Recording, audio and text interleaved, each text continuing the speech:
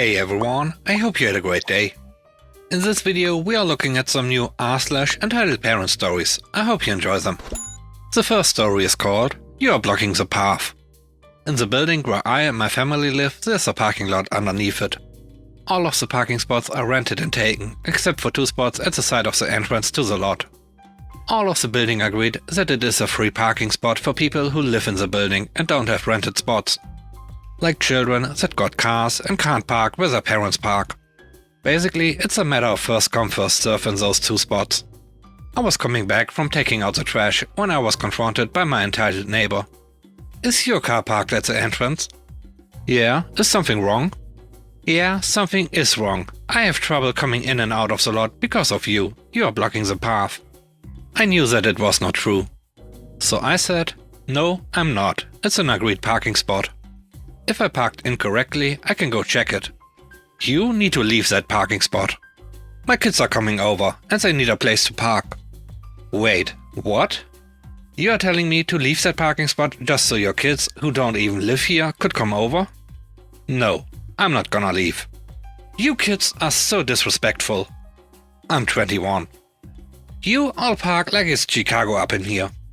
I'm gonna call a tow truck on you if you don't move your car right now. Bye. You have until Sunday. I approached the owner of the building about it. The funny thing is that when I went over to the owner, the neighbor's sons already came to the parking lot. Not only did they park in a spot that wasn't legal, but they also blocked both the neighbor's car and the path itself to the entrance. This eventually caused a big traffic jam. The owner was furious and he kicked the sons out of the lot. And he gave the neighbor some nasty yells. Me and my dad literally just looked out of the window, ate popcorn and enjoyed the show. And yes, the tow truck never came. It was a known bluff from the start. The next story is called Mother Called the Cops on Her Rat. This happened 5 years ago. Before I start the story, I have to tell you that the rabbit in the story was extremely tame and loyal. She was kicked out of the nest, so I had to bottle feed her for a couple of weeks. She listened to me like a dog. This made it possible for me to walk her in public and even through forests without her fleeing from me. She always had a harness on when I walked her, and I had a leash. So I was walking with my rabbit to the vet to get her biannual anticoccidial shot because she had gotten it at a young age. This was the best way to prevent a secondary infection. I was not even 5 minutes away from the vet when it happened. A mom and her kid walked by. The kid suddenly tried to pick my rabbit up. She only allowed me to do it and bit everyone else who almost succeeded. She luckily got away from the kid, ran toward me and started stomping. The mother walked up to me and said, "Thank you for stopping my kid's rabbit." I, absolutely dumbfounded by this reaction, instantly picked my rabbit up and put the leash on her harness, just in case. "Excuse me, his rabbit?" "Yes, his rabbit. Now hand him over." "Wait, what gender did you say it was?" "The rabbit was female." "A boy. Now hand him over before I call the cops." Luckily, I had her chipped in case this exact thing happened. So, I can tell you won't leave me alone. Let's head to the vet to check if she is shipped. Then we'll know who her owner is. It's a he, and I don't accept this. Just hand him over, or I'll call the cops. The cops will tell you the exact same thing I just did if I tell them she is shipped. We will also go to the vet to check. I started walking to the vet with my rabbit held tightly to my body. The mother and the kid followed me. At the clinic, I checked her in for her appointment and didn't have to wait because of the delay I had dealing with the mother and kid. The vet asked me why I brought the entitled mother and kid. I can't even start my sentence because the mother started to yell. "It is not his rabbit, it's my son's." "Oh, I see. I will get the ship reader to check the legal owner." The ship is controlled and the vet asks for all of our IDs. Surprise, surprise, I come out as the legal owner. The mother and kid angrily walk out of the clinic and the vet and I start the appointment. I was about to leave when a couple of cops and someone from Wildlife Ambulance walked in with the mother and kid. We got a report for a stolen rabbit. The vet instantly says that this is a false report as we already read the ship and found the person who is the legal owner. That is why I am here. It's good for you to say you already checked the ship, so I will do the same from a neutral position. The vet and I instantly accepted this and let him check, but the entitled mother intervened. "Ma'am, if you don't let me do my job, you will be charged with struggling against the procedure. But in the time it took for you to come, they could have implemented a chip for this reason. Ma'am, it takes an hour to implant and input the correct data for that. Let me do my job." The chip and everyone's ID get checked, and guess what happened? I was found to be the legal owner. I then got asked if I wanted to press charges, which I happily did. I also got compensation that was almost enough to pay for the appointment.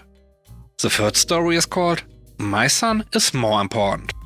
I tutor online, so it's actually easier for me to have back-to-back students. However, due to the number of students and the after-school time slots, I have limited the number of spaces and therefore students. In the UK, we just finished mock exams for the year 11s, 15 to 16-year-olds. And, as predicted, due to the missed school, a lot of them didn't do so well. So I've had calls from concerned parents about helping their kids. I tell them all that I am currently fully booked and may be adding in more sessions next year. So I'll put you on the waiting list. 99% of the parents appreciate this and they know that they came to me too late. Except one. She demanded that I find a slot for her son who is failing his English. She says that because she knows my family, she should be higher on the waiting list. She actually said she knew my parents, as if I'm not in my 30s and running my own business, and that I should rob one of my other students for her son. She heard that I have international students and they are obviously not as important as her son, since he needs to do his GCSEs. They actually do, just the international ones. 15 minutes on the phone she wanted, tried to guilt me and wouldn't let me talk. Finally, when she was all tuckered out, I told her that as she couldn't respect me as a professional, we wouldn't be able to work together. I wished her the best in the future. She is now blocked and apparently telling other parents that I refuse to help Somali kids because I'm an outsider. Even though I am Somali, and the whole conversation was in Somali, and she claimed to know my family. The last story is called "Entitled Brat Embarrasses Herself." There was this girl in my grade who was the daughter of the vice principal. I'll call her Brat. She would always try to use her mom's position to get what she wanted. If she got a bad grade on her test, she would tell the teacher to change it or else her mom would fire them. If she ran out of money on her lunch account, she would tell somebody to buy food for her, or else she would look up their password on her mom's computer and take it herself. Of course, these are things the vice principal couldn't actually do. But Brad seemed to think her mom was a god and we all had to bow down to her because they were related. Now Brad seemed to be terrible at everything. However, with the help of her mom calling in some favors and sweet-talking the coach, Brad got on the volleyball team. I was in the photography club and I worked on a few of the volleyball games. Oh my god, I had never seen somebody so uncoordinated and terrible at volleyball. The ball was coming straight toward her and was impossible to miss, but somehow Brad tripped over her feet and fell onto another team member, knocking her over as well. I took joy in taking pictures of the whole thing. Needless to say, I never saw her on the court again.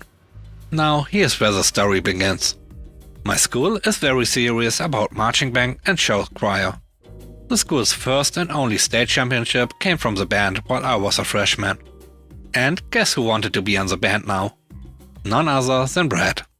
She begged and begged her mom to get the band conductor to let her in, which she eventually did. This was a huge slap in the face to everybody who worked hard to get into the school's elite program. Remember how I said Brad was terrible at everything? Well, that applies to music as well.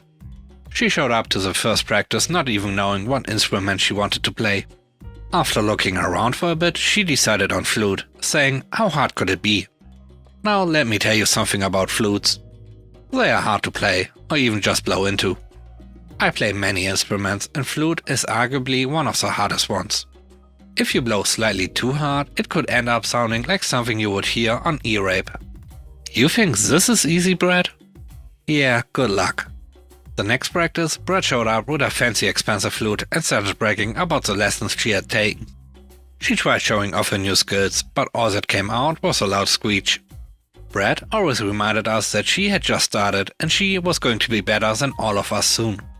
She struggled through a few more practices and would not stop complaining. This was ironic, considering I had heard her make fun of the marching band many times before that. And it was her idea to join after all. Weeks later, we finally started working on our show. The director then announces that there will be a flute solo to open the show. Of course I want it, but I'm not the only one. I'm staying after school one day, practicing the solo, and Brett walks up to my room. She said, "Listen, you better not try out for the solo or else my mom will expel you." I would love to see how that would work.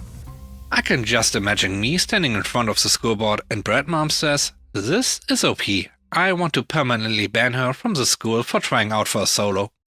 I told Brett that there was no way I was quitting, and unlike her, I actually had to work hard to get into the band, and I had always wanted a solo. Brett just stormed off and said, "My mom's gonna kick you out, and I won't be sad one bit." The day for the tryout is around the corner, and I sprained my wrist in some dumb gymnastics project in the gym. I couldn't really hold a flute, and my doctor said it would take a while to heal. I was sad because I missed one of the only chances I would ever get to play a solo in the band. But then it occurred to me that I didn't even know who else was trying out. Maybe Brett was the only one, and it's not like they would just give it to her when I would be just fine in a week or two. So I decided to show up to the auditorium where people were auditioning for various parts. I took a seat and I noticed Brett's mom and some other teachers were there. I was in the back row, so nobody noticed me. It was Brett's turn, and she walked on the stage across from the band conductor and some upperclassmen who would be judging. She put down her music stand and started playing. Once she started, everybody went silent. I don't think awful is a strong enough word to describe it. The judges didn't want to be rude and cover their ears, but I did.